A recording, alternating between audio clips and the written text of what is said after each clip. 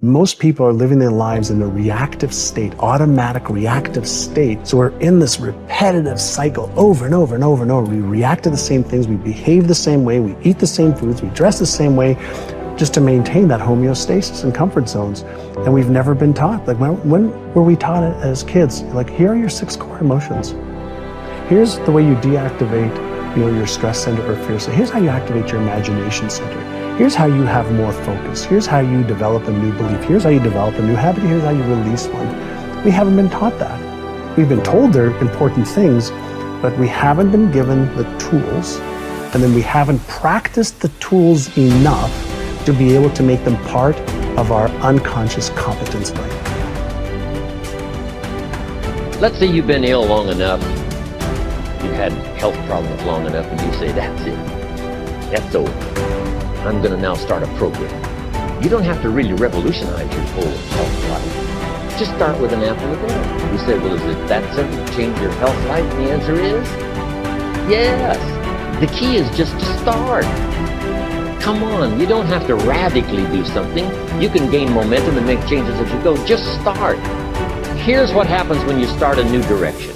Self-esteem starts to accelerate.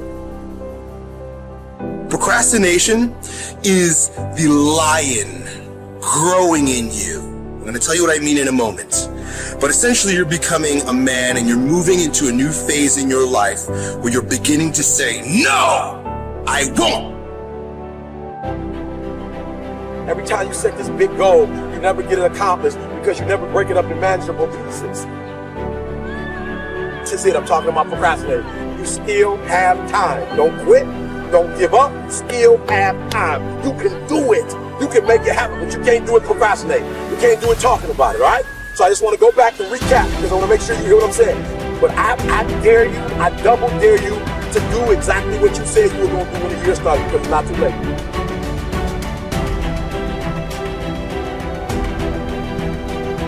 You may be neck deep in what seems to be a catastrophic storm of chaos, but I pray that in this moment, you will find the calm, the peace, the hope, the faith, the courage, the expectancy you need to live and not die, to move up and not stay where you are. You get what you see, and that is the formula for expectancy. Your expectation is what you believe is about to happen. And for many of you, you have been so traumatized by the past that your expectations are so diminished. Now go after it. But understand there's going to be some rocky times. There's going to be a lot of hills that you're going to have to climb. There's going to be a lot of obstacles that are going to try to stand in your way. But you don't have to take these obstacles and hold on to them. Utilize everything you have in your heart and in your mind and in your soul and connect with these things so that you can get the most of your life.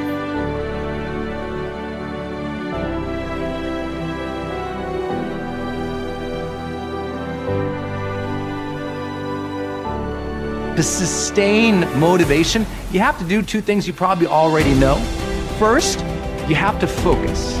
Now, before you turn off the video or go to the next one, listen to this.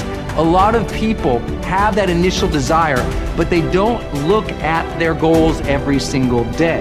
They don't revisit every single, let's say, Sunday and say, how did I do this week?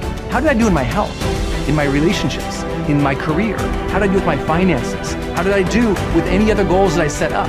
You have to have that daily discipline to look and focus on what you're doing and that weekly review. You also have to have the ability to avoid distractions. One of the reasons people love my book, The Motivation Manifesto, is this teaches you how to set boundaries, how to say no, how to push away distraction to own your life again. But here's the deal. When you're focusing on something and you're really dialing in, it also brings your full presence into something, so you perform at higher levels. The second thing you need, outside of focus, is sane motivation, is everyday effort. It's the reason you have to set up habits. It's the reason you have to have a daily routine, a morning routine. It's the reason you have to make sure you have a checklist of to-dos each day. I know that sounds so basic, but here's the funny thing. A lot of people think they'll have motivation one day, then they'll put the effort out. It's like motivation first, they think, then effort comes. The motivation inspires the effort, right? It's actually the opposite in the science of motivation.